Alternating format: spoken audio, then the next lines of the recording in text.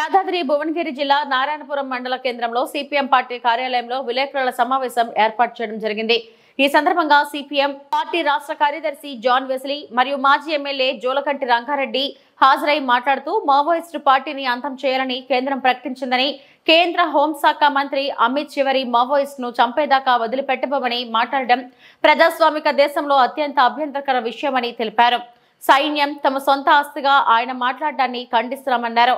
Maoist పార్టీని చర్చలకు పిలవాలి, ఆదివాసులను అడవుల నుంచి వెళ్లగొట్టి కార్పొరేటర్లకు ఖనిజ సంపద భూములను అప్పగించేందుకు కేంద్ర ప్రభుత్వం కుట్ర చేస్తుందని అన్నారు। స్థానిక సమస్యలపై సిపిఎం పార్టీ పోరాటానికి ఎప్పుడూ ముందుంటుందని తెలియజేశారు।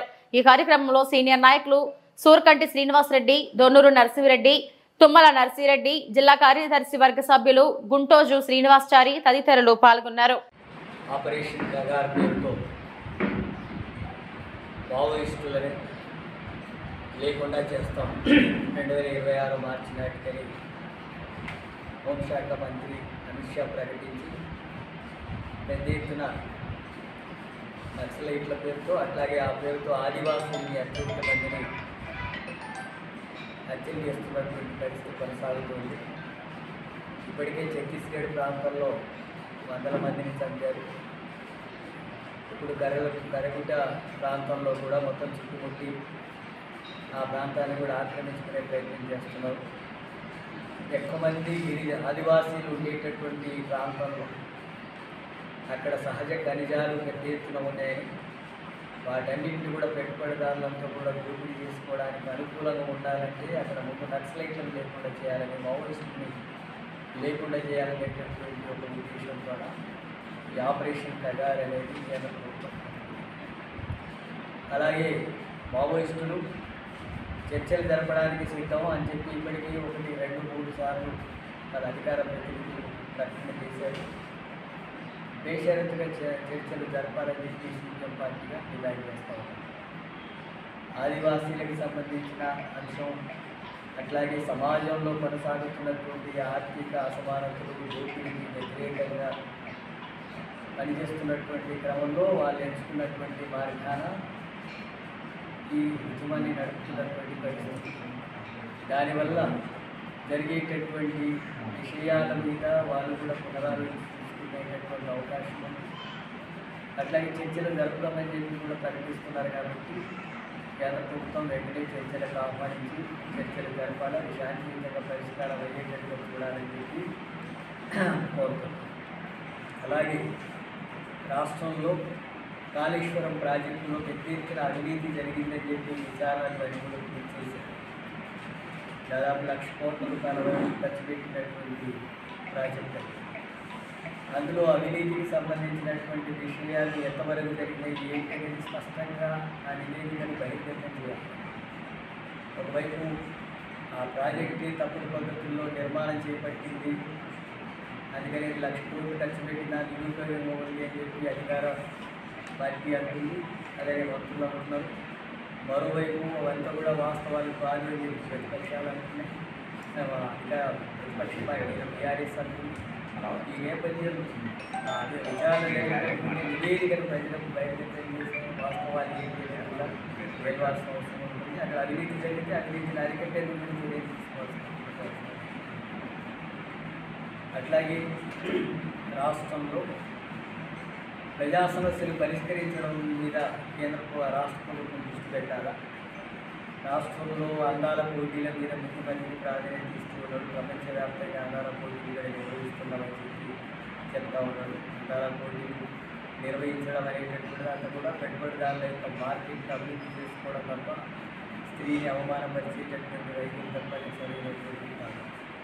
ఆ నేపథ్యంలో వాటి చుట్టూ, ఇతర అంశాల చుట్టూ, విదేశాల చుట్టూ ప్రజా సమస్యలు పరిష్కరించడంలో ప్రజలకు ఇచ్చిన వాగ్దానాన్ని అమలు చేసేటటువంటి దాంట్లో ప్రభుత్వం నిర్లక్ష్యంగా వ్యవహరిస్తున్నటువంటి, ఇప్పటివరకు ఇచ్చినటువంటి 6 గ్యారెంటీల అమలు సరిగా జరగలేదు, రుణమాఫీ పూర్తిగా లేదు, అట్లాగే రైతులకు ఇచ్చే రైతు భరోసా సరిగా సక్రమంగా మొత్తం రైతులకు ఇవ్వడం లేదు, అట్లాగే వ్యవసాయ కార్మికులకు ఇస్తామన్నటువంటి 12,000 ఇవ్వడం లేదు, పెన్షన్స్ పెంచుతామని చెప్పి చెప్పారు, ఆదాయానికి సంబంధించిన నిధులు కేటాయింపులు లేవు, కొత్తగా ఉద్యోగాలు భర్తీకి సంబంధించినటువంటి నోటిఫికేషన్స్ జరిగింది. దాదాపు అధికారంలోకి వస్తే 1,00,000 ఉద్యోగాలు వెంటనే భర్తీ చేస్తామని ప్రకటన చేశాం. వాటి మీద తెలియదు.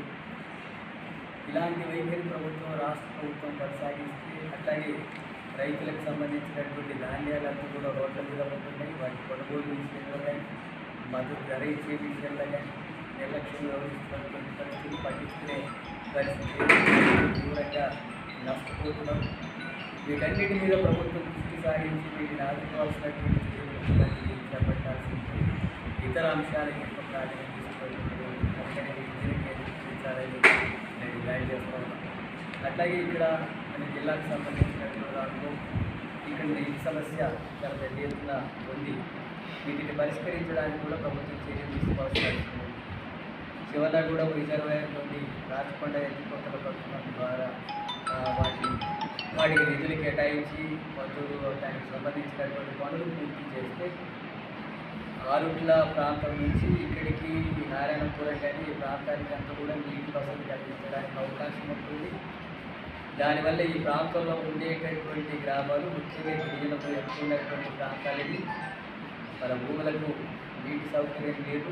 దానివల్ల ఇప్పటికీ వ్యవసాయ రంగంలో తీవ్రమైనటువంటి ఇబ్బందులు ఎదుర్కొన్నటువంటి పరిస్థితి.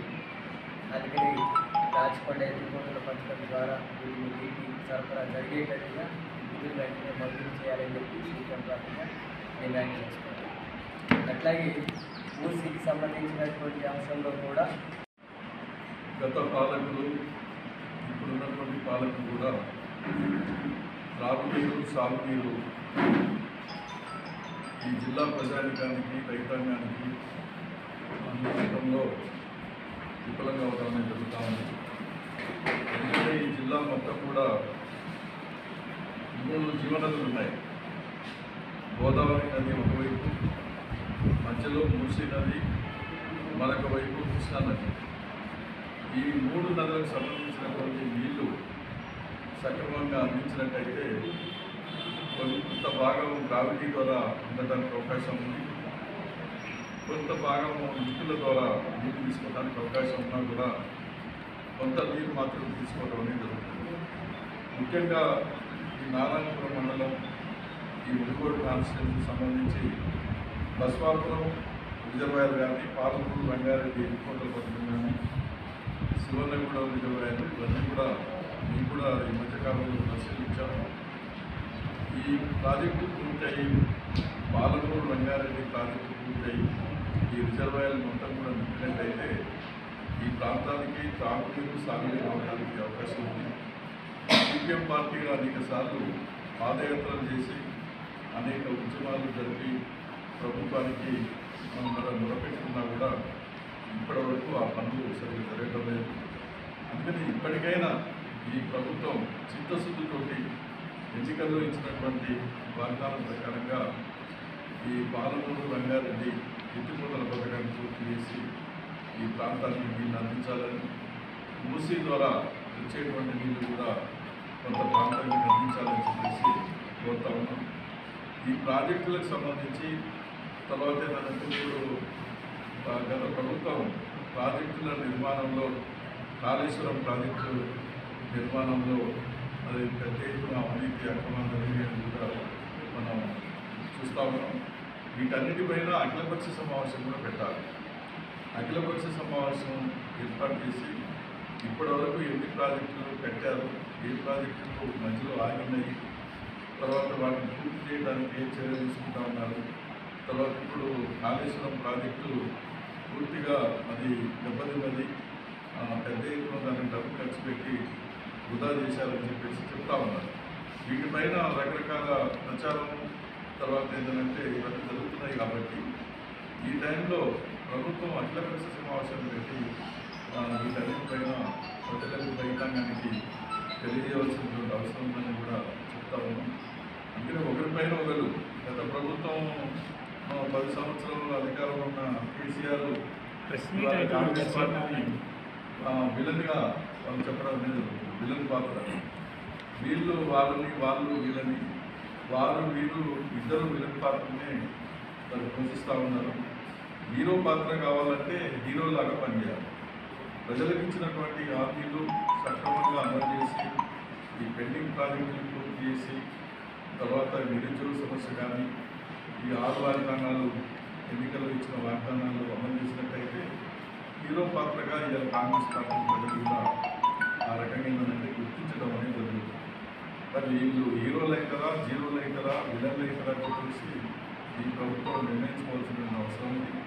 అట్లాగనే కేంద్ర ప్రభుత్వం చాలా దుర్మార్గంగా వాళ్ళు ప్రజల సమస్యల్ని పూర్తిగా పక్కన పెట్టి ప్రజలకు, దేశానికి, సమాజానికి అవసరం లేనటువంటి అనేక కొత్త అంశాలను తీసుకొచ్చి ప్రజల మధ్య ఐక్యత లేకుండా ఒక విచ్ఛిన్నకరమైనటువంటి మతవాదాన్ని, మత విద్వేషాలు రెచ్చగొట్టడం, తర్వాత ఏంటంటే ఉగ్రవాదం పేరుతోటి పెద్ద ఎత్తున అణిచివేసేటువంటి కార్యక్రమాలు, ఆదివాసీలని మట్టిపెట్టేటువంటి కార్యక్రమాలు చేయడం అనేది జరుగుతూ ఉంది. కాశ్మీర్లో 370 ఆర్టికల్ రద్దు చేసి అక్కడ ఏదో సాధిస్తామని చెప్పేసి ఇంకా అక్కడ తెలియనే తప్ప తగినటువంటి పరిస్థితి లేదు. ప్రజల యొక్క సంపదను మొత్తం కొల్లగొట్టి కార్పొరేట్ శక్తులకు ఉపజెప్పడం, ధరల మీద ధరలు పెంచడం, ఉన్న ఆస్తులు అమ్మేయటం, ఆ రకంగా రైతులకు, కార్మికులకు అన్యాయం జరిగేటువంటి చట్టాలు తీసుకురావడం, ఇవన్నీ కేంద్రంలో ఉన్నటువంటి ప్రభుత్వం చాలా దుర్మార్గంగా వ్యవహరిస్తూ ఉన్నది.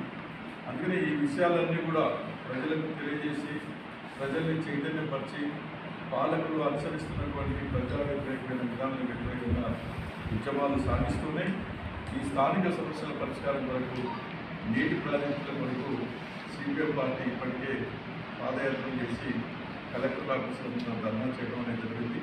ఈ పోరాటాలు ఇంతకు ఆగవు. ఈ సమస్యలు పరిష్కారం అయ్యేంత వరకు కూడా ఈ పోరాటాలు కొనసాగిస్తామని చెప్పేసి తెలియజేస్తూ, ఇవాళ కాంగ్రెస్ పార్టీ రాష్ట్రంలో అధికారంలోకి వచ్చిన ఈ 18 మాసాల కాలంలో మరి వాళ్ళు అనుసరించిన విధానాలు చూస్తే ఇవన్నీ కూడా ప్రజలకు మరి ఏమాత్రం ఉపయోగపడుతున్నాయని చెప్పి ఒకసారి పరిశీలించుకోవాలి. ప్రజలకు ఇచ్చిన హామీలు అమలు చేయాలి. చేయకపోతే గత పాలకులకు పెట్టినటువంటి గట్టి బిల్లులో పడుతుందని